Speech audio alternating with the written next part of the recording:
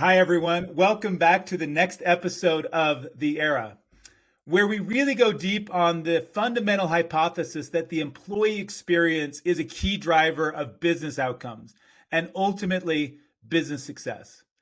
This is the conversation that's dominating C-suites and boardrooms really across the world. And we're so excited today to welcome Jeff Hunt, the CEO and founder of GoalSpan. GoalSpan is a performance management system that helps teams achieve better results in their employee engagement through improved feedback, goal transparency, and really the whole process around this. Jeff also hosts a successful podcast, Human Capital, to really dive deep into the deeply human aspect of work. What a fantastic and great focus to bring some humanity back into the workplace. So check it out. Love this, Jeff. And Jeff, welcome. Thank you so much for joining us today. Thanks for having me, Brad. It's great to be here. So I think we should just jump into it. And the topic I am so excited to get into with you is let's start with employee experience and culture. How do these two ideas work together in your mind?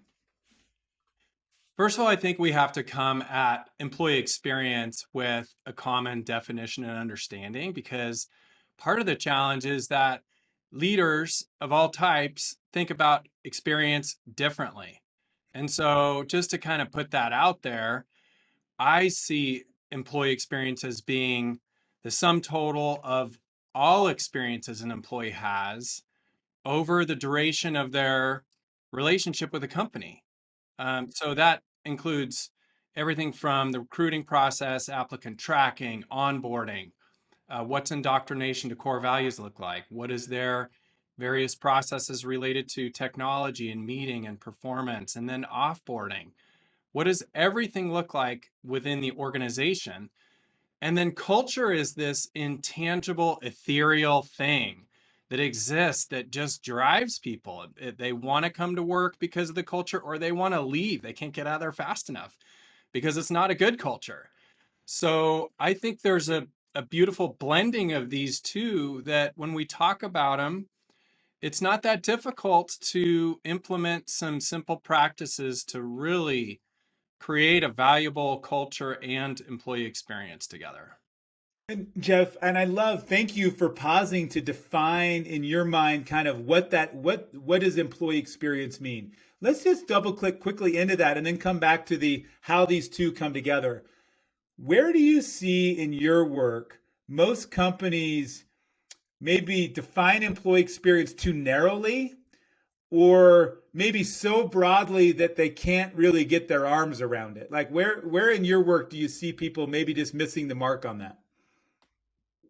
Part of it is employee experience. We have to realize is the standard for that, or the benchmark is actually being set outside your company. So like when an employee or any person has an experience with a company, let's say I go stay at the Ritz-Carlton, or I fly on Southwest Airlines, or I walk into Starbucks to get my latte. I'm having an experience with that organization. And so I believe that employee experience is actually defined by the last best sort of experience you've had with these other organizations. So when you come to your company and you're working there, you're expecting that same level of standard and care in everything they do. And so that's, I think, where I would take the perspective that leaders don't always have the right sort of focus. They're either looking at it too big picture, like you said, Brad, or they get too myopic and they're thinking, okay, for us to have good experience, we have to have this laundry list of things, and we're going to check them off. And once we do those, we know we've arrived. And it doesn't work that way. It's much more nuanced. Yeah, it is interesting. You kind of talked about there's been this drumbeat over the last decade around customer experience, right? The digitization of the customer experience, and every brand in the world shipped an app, and they thought if I had an app, then it was going to transform my customer experience and ultimately help my business. And what they found was it wasn't that simple. Like it was much more nuanced. The customer experience is nuanced, just like the employee experience, to where it's not a checklist. It is at all these different touch points. You need to make sure that the tapestry of that customer experience is consistent. It is continuous. And it's interesting that when I think there's some hard lessons learned there for businesses, but then they're coming back to employee experience with the great resignation and everything that's happened, and they're going back to checklists. They're like, well, let's look at our onboarding, check, check, check. And they're falling short because they're not looking at the totality, maybe this tapestry of all these experiences and how they come together. I agree completely. And I think that if you look at our lens or perspective on the customer, it provides such a great example of how to look at the employee. We do a great job creating customer experiences. Of course, BambooHR does a fabulous job at that, and that's one of the reasons why we love partnering with you. But the customer experience is a very intentionally designed set of strategies. And if we turn that mirror around and we simply start treating employees with the same level of intentionality, so they're treated as internal customers, then we solve a lot of the problems that currently exist in companies related to employee experience. Yeah, that connection of the same intentionality that you give in your business to your customer experience, can you apply that same intentionality to your employee experience? I love that thought and the challenge behind that, Yes, because it's a that is big a call to challenge. action. Yeah. It is. And it's often sort of kicked over to HR when strategically it's not really an HR thing. I mean, this is a company-wide strategic initiative that has the implications of really improving our organization in every aspect, from revenue and follow through and communication to if we're not doing things well, we can quickly derail. So, Yeah. anyway. I so let's get back and maybe double click a little bit on your thoughts on culture and then ultimately get into how that's feeding into the employee experience. But you were riffing a minute on how you think about culture at GoalSpan and in your work. So maybe could you take us down the path of how you work with companies and talk about and think about culture?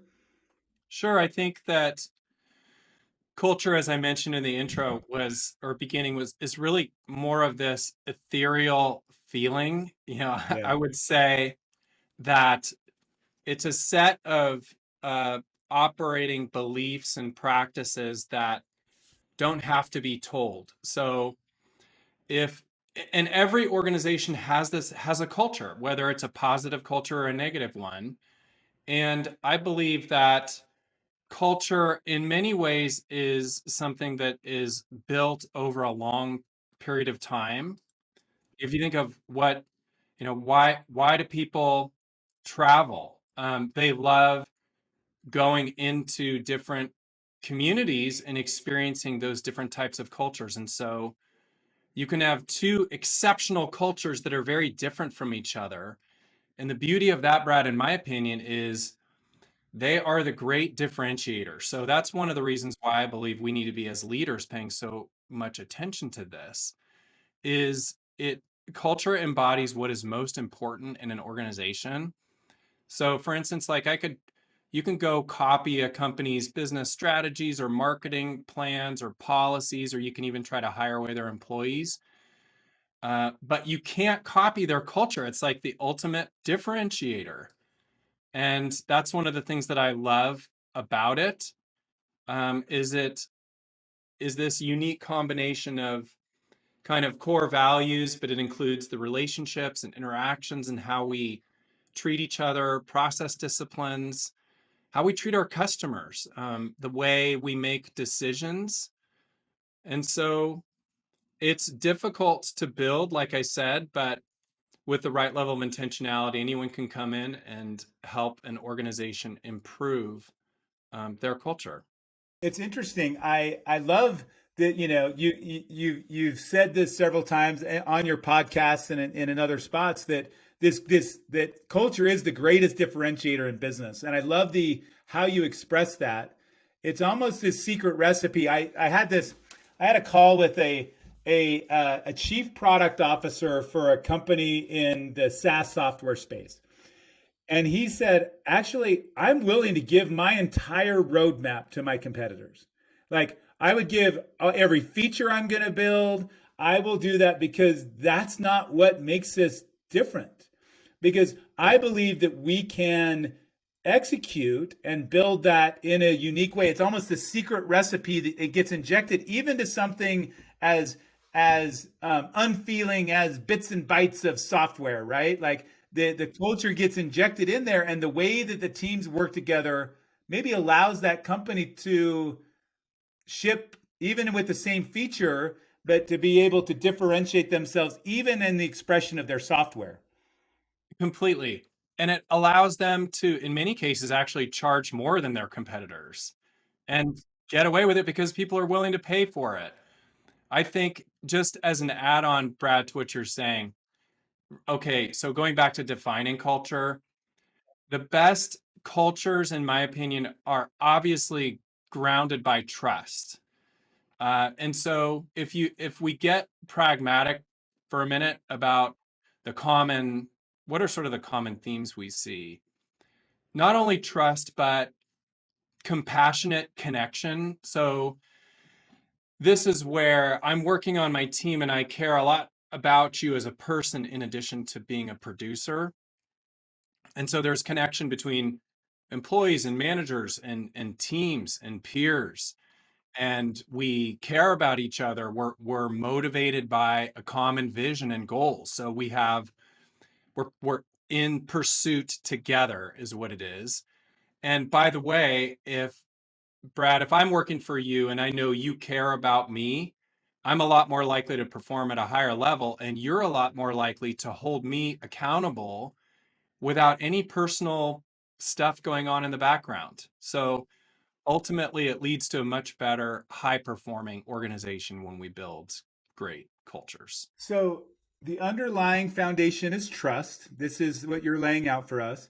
And then applied with some compassion and connection from, I'd say, manager to team member.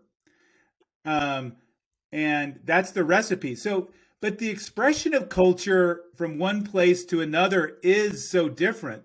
Can is there a recipe for a culture that delivers great employee experiences? Because it's or does it need to be? Does it? I guess the question is there one type of culture that delivers great employee experience over another, or can it really be done in a variety of different cultures? It can be a done, like, do you want creme brulee or do you want apple pie? I mean, Yeah, you can have an exceptional dessert either way. both. And I feel like the differentiating factor is often core values. And so it's core values are sort of a main principle of culture, but they are not culture. There's way more to it. Yeah, But every organization, like culture, also has core values. They're either stated or not. And um, so I could basically parachute into an organization and be hang out there for a few weeks and probably tell you what the core values are of that organization, good or bad. yeah, And the organizations will often write their core values and put them all over the walls, but they're not actually living them out. You know, as Patrick Lencioni wrote in The Five Dysfunctions of a Team, you know, they're aspirational values. They're not actual core values. They're what we want to become, but they're not who we are today. So yeah. I think core values are absolutely paramount as a component of culture. Yeah, it as you think about, well, let's step back with culture and core values where you just landed on this part. So you've got a quote that says the ultimate job of the leader is to build great culture. And this is the greatest differentiator in business, is a point that you've made and that resonates deeply with me. So then Jeff, why do so many leaders struggle to create great culture? That is such a good question because it seems so obvious to me that it's critically important. So why don't we just do it?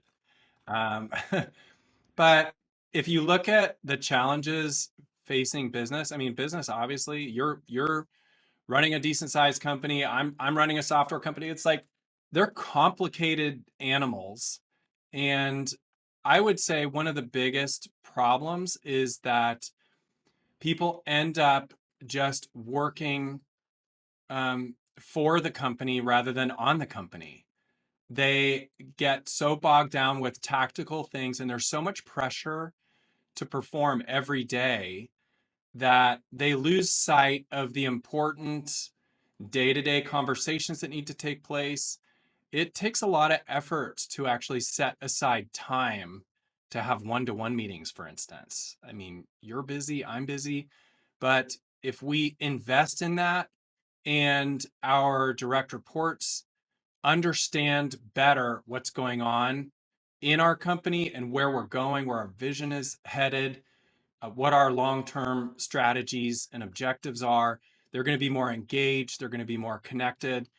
Relationally, if we take time together to have them be able to express how I can support them better in their role, then they feel heard and understood, they feel seen, and we're going to end up with a better culture. But going back to your original question, I think it's a matter of like time and prioritization. Yeah, I'm just taking some notes there because there's this great knowledge there. It reminds me, Brian Halligan, who is the CEO and founder of HubSpot, who, HubSpot, I think, has got a great culture and a very strong culture, not for maybe everybody, but a very, very intentional culture. He said that as a CEO, he really thinks of the company as having two products. One is a product that they build and that they put out to the world to attract and retain customers. And the second product that they put out to the world is their culture. And their culture is what attracts and retains employees. And I thought it was like a light bulb went off in my head to where it's like, yes, that's what companies do. You have a product that you put out into the world that attracts and retains customers, and you have the same product, which is your culture for your employees. And it was, to me, it just landed exactly what you're talking about. I love that example. It's a great one. And I also think I was just reflecting, Brad, as you were sharing that leaders derail also because culture is one of these intangible things. And so it's really easy to talk about strategy or new markets or new products, how we're going to innovate next year, how we're going to become more efficient or productive, maybe even cut costs, make acquisitions. Those are like very heady, left brain oriented activities, and culture is not. And so it's easy to ignore. But uh, I believe that's a really smart business model to think of it in terms of those two elements and the value of employee culture. Because once you get it fine tuned and it's humming, it pays massive dividends. It's like you don't have to recruit very hard. People just want to come to work for you. You don't have to work on retention or worry as much about the great resignation because people want to stay. They care for each other. They understand where you're going. They understand their role and how they fit in. And they want to show up and be a part of the team. Yeah, I go back to the leaders who might be listening here and saying, okay, great. So in addition to the all the day-to-day business operations and all these things, I've got to think about, like, I'm the primary business, the builder of culture. And the answer is yeah, you do. And you shared something on LinkedIn a few weeks ago, Jeff. It was an article from HBR that was titled "Ego is the Enemy of Good Leadership." How do you see leaders' egos getting in the way of good leadership leading to great culture? Oh, I love this topic. And ego is unfortunately perpetuating a lot of people in leadership positions because they assert themselves. And so over their careers, they continue to assert and perform and they move into those roles. And often it can be at the expense of the people that they work with. And I think if you peel back the onion on that, why does ego not work?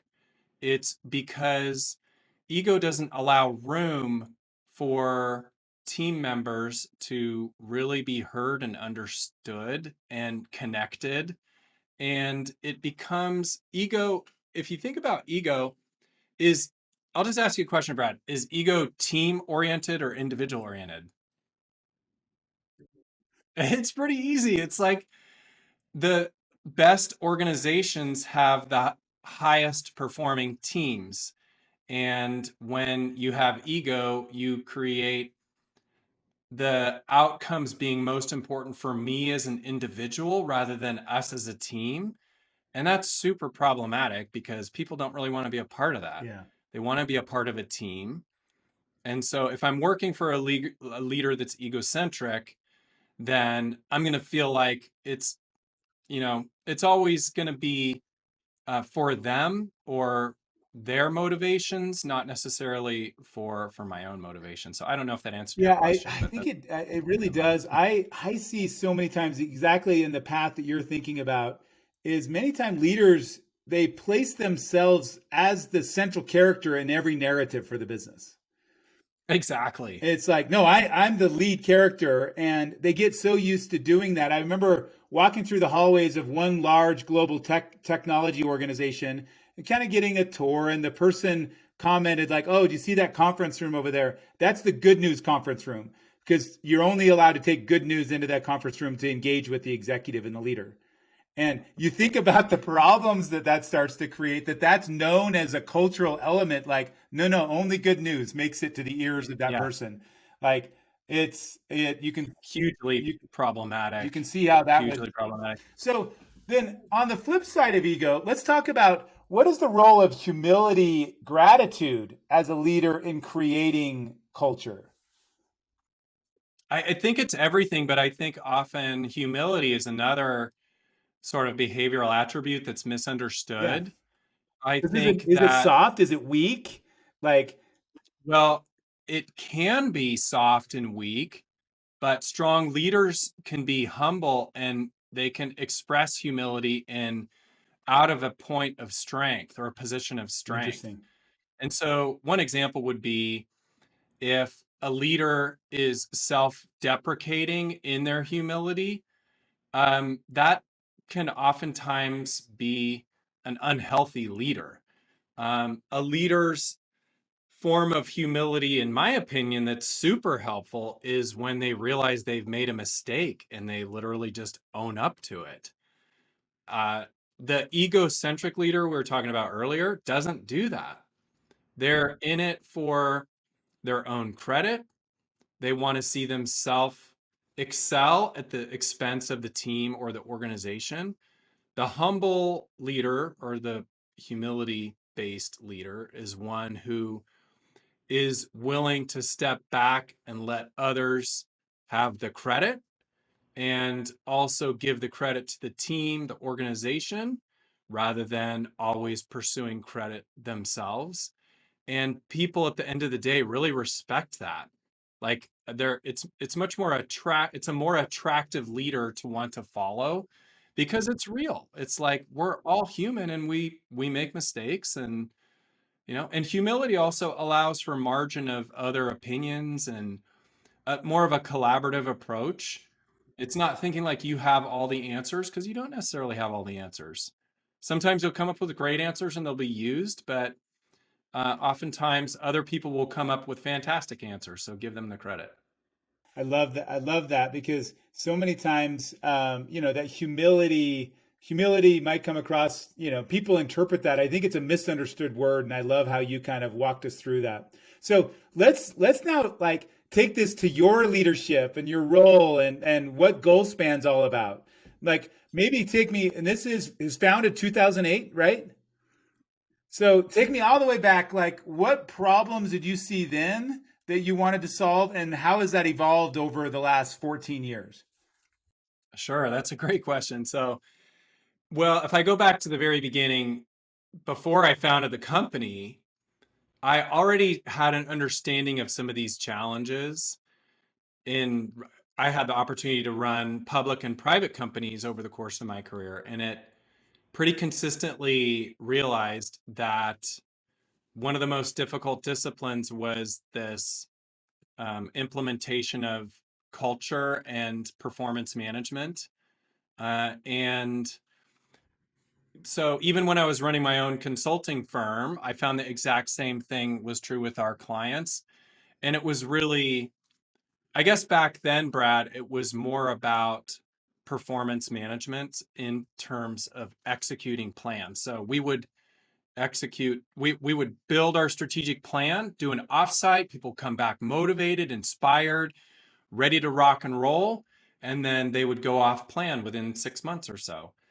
Same thing with our clients in the consulting world. And so that was in the beginning why I ended up pivoting and actually starting the software company, is because I wanted to build software that would help organizations not only do performance management well, but even more importantly, align their workforces around what was most important. And so, yeah, that really has evolved into, you know, kind of the importance of feedback rich cultures that are built with conversations that are forward focused, they're coaching oriented. And we do the same thing at GoalSpan. So we do everything we can to make sure people understand our culture, and that includes a clear understanding of our core values and what those look like. I think I'll just pause there for a sec, because I think that's another opportunity for organizations, is they'll say what their core values are. Like at GoalSpan, our core values are curiosity, integrity, resourcefulness, and care. And we take the time to define each one of those words so that it's super clear to people what they mean behaviorally. And I think organizations often don't do that. So what does that behavior look like at my company? What do your core values look like when they show up in your company? And then we make sure people are affirmed when they're supporting those core values. We pay attention to them. We talk about them regularly. We build them into performance management processes so that we have an opportunity to share what's working well and what's not working well. And then we recruit using those core values. So when we're interviewing and looking for people, we're always trying to make sure they are in alignment with those, because I can have a highly competent person who may have exceptional experience and just checks the box on everything. But if they're not going to fit culturally, then we will make the tough decision not to hire them and bring them on board. So those are some examples. I don't know if that fully answered your question. Okay, so you're talking to someone who's just getting started in their business, maybe just hired their first couple of employees. What are some guiding principles? You just had a couple great nuggets in there as you think about values. What are some guiding principles around establishing the vision, mission, values? How do those all play together? These we throw these words out, but I think they sometimes get almost used interchangeably. And how do they interact? Like what are the principles you use to do this at GoalSpan, and what did you learn through that process? Good point. I think going back to the first part of what you said, most organizations, at least in the startup mode, sort of embody the core values of their individual leaders. So whoever's starting the company, and oftentimes those will be carried through generations even. And then there'll be new core values added, and things will be tweaked and changed, but you also you always sort of have this common core. And so that's a important element. And I think that um wait, going back to your original what was the Yeah, second part of your so questions? the part was what are some guidelines or guiding principles you would give for establishing Oh, right, right, vision, right, right. mission, values? Exactly. Okay. So vision First of all, we have to have a common language of what these Yeah. mean. So I'm really glad you brought that up, because vision to me is a statement that represents some of who you are today and who you are becoming in the future. And it should be short but inspirational, and it should be action oriented. How are you going to change the world or your marketplace or your society or community or your customers? And I love vision when it's pragmatic enough to sort of unpack the various operative words that Yeah. exist. So for instance, if you are going to be, if you're, if you're going to create something, what is that going to look like at the end of the day when it's been created? So let's get really pragmatic about that. Versus mission is really what you do, who you do it for, why it's important to your customers, society, your employees. It's a much more pragmatic, this is how we show up in the world and what we do. And core values are this, like we were talking earlier, this small set of guiding principles, and they exist today. And you might want to become more of what they define or who, what they Yeah. represent, but they exist today, and they define our behaviors, how we interact with each other, how we interact with customers, suppliers, vendors, all stakeholders, shareholders. And they're critically important because they establish sort of the playbook for how we're going to interact with each other on an ongoing basis. So that's how I see those three And elements. as you think about each one of these, is one more important than the other in your mind? If you could like nail mission, vision, or values, which one would you say, hey, make sure you nail this one? I would say that vision precedes everything, because if you don't know where you're going, you're not going to get people to come along with you. And vision is can be stated in a vision statement, but it's also reflected in the way the CEO shows up to meetings and how the leadership team is communicating with the rest of the organization. So where organizations derail is they don't talk about this enough. So once again, I go back to the tactical day to day. Am I working on the business or for the business? The vision, communication of the vision needs to be a broken record. People need to be sick and tired of hearing about where you are all going as a team, as an organization, and why it's so important and compelling and exciting, and why they want to be a part of that. So, and then once you have vision, then you can establish a lot of things. So when we have vision, then we can establish objectives. We can look at what are the three most important things for us to get done as a company in the next year, 3 years, 5 years. And then you can cascade that down, of course, to the leadership team and their individual goals, and then all the indirect reports throughout the organization. And those can be connected up to the roles. So vision undergirds everything. And then core values is absolutely like right up there. Because if we say the vision is to, conquer the world, and then we have salespeople that exceed quota every month, but nobody can get along with them, that's really problematic. So that's where our core values provide those guardrails on the behavior, so we don't end up with salespeople who exceed quota that nobody can get along with. Yeah, and then the mission is easy. It's like mission's important, and we should speak to it and talk about it, but it's something that's more of an exercise. We're going to come up with it, and it'll be written down, and people need to understand it, because it's important from the standpoint that it's describing our marketplace, and oftentimes it's important to describe who we're not as much as it is who we are, and the mission helps to do that. And Jeff, that right there is a masterclass in how to start to think about establishing these things. Thank you for that. And you said, but to touch on, and then let's get into performance reviews, because that's one thing that leaders talk to me a lot about, like how to do this effectively. But you said one thing on, as leaders, it many times leaders will say to me like, Brad, I just don't like our culture, or I really don't like our values. and and you said something is like the values and really the culture are a reflection of the founders or a reflection of the leaders. It's like, so I almost want to say sometimes, if you don't like what's happening, hold up a mirror, because it's actually just reflecting how you show up in the organization.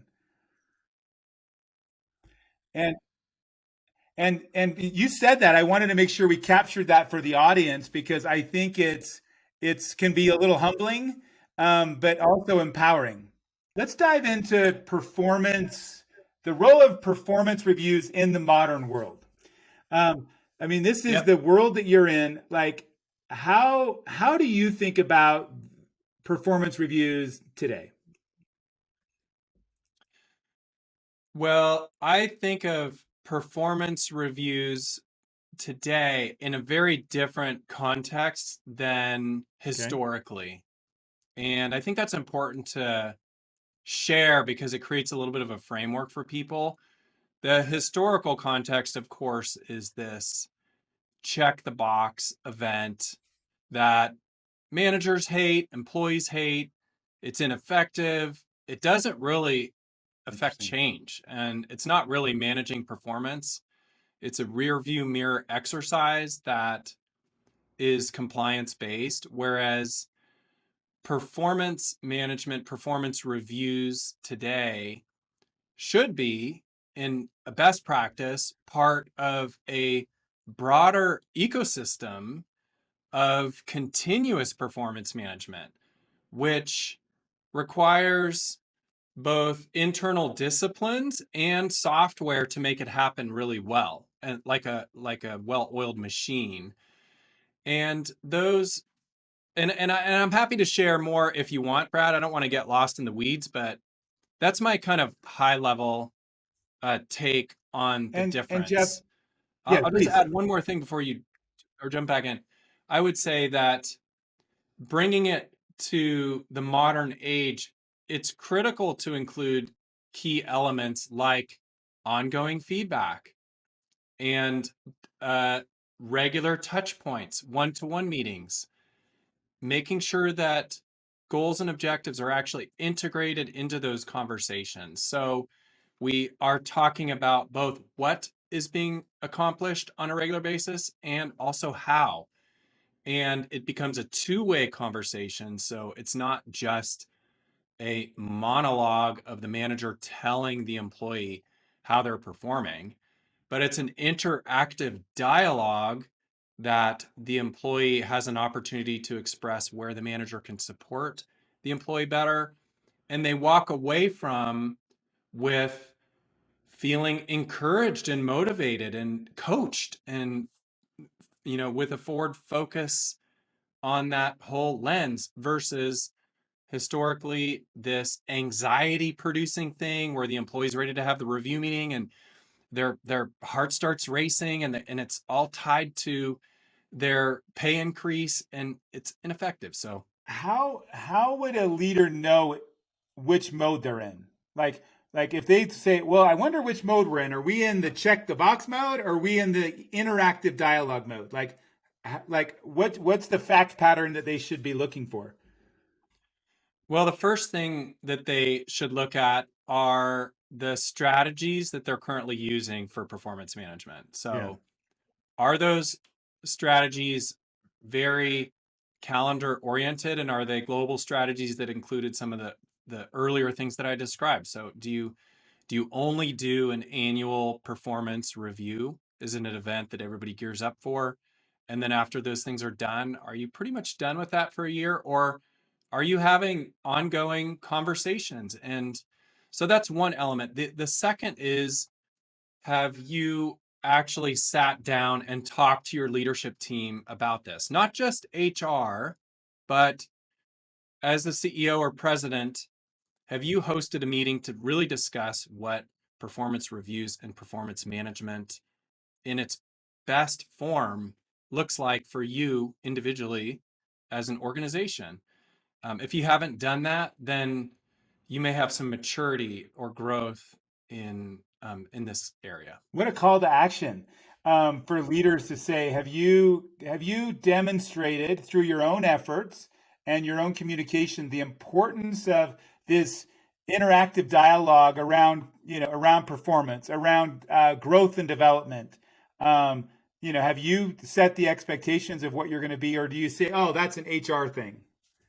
Yeah, exactly. I think it's a company-wide initiative. And then the other thing that I'm just remembering is that training is absolutely paramount. How can we expect our leaders to go out and help us transform performance reviews into a continuous performance management process if we haven't given them the tools and training to make that happen? I personally would not want to go to an amateur for dental work. I'm going to go to somebody who's a dentist because I don't want somebody who's not skilled messing with my teeth. They're going to possibly mess them up. So it's the same thing. We can have a complete counter effect if we're not teaching and training all of the leaders, managers, supervisors in our organizations how to do this properly. Do you like? I think the critical element of this interactive dialogue is that it's not just an annual process and that there's constant feedback. And because the best feedback is one that's actually given in the moment. Absolutely. Do you train your leaders how to give feedback? Yes, it requires conversations around what how to have difficult conversations and talking to them about how to hold employees accountable in a depersonalized way and equipping them for active listening and asking the right questions and leveraging silence in conversations, strategic silence, to have the employee be able to really speak up and share what's on their heart and what's working well and what's not. So I love that. absolutely.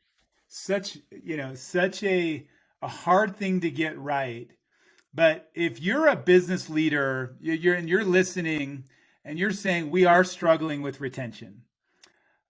We are struggling to attract people um, that we need to attract to grow our business. I think this is an area that you could look at and invest, because if you do what Jeff you're talking about better than your competitors, and you do it sustained month after month, quarter after quarter, year after year, you give better feedback. Your people become better at implementing that feedback. Um, your business is going to transform. I mean, don't you think, Jeff? I mean, isn't that the outcome that you think people get to? No question. No question about it. And it comes back to some of what we were talking about earlier, Brad, which is also the connection we have with employees.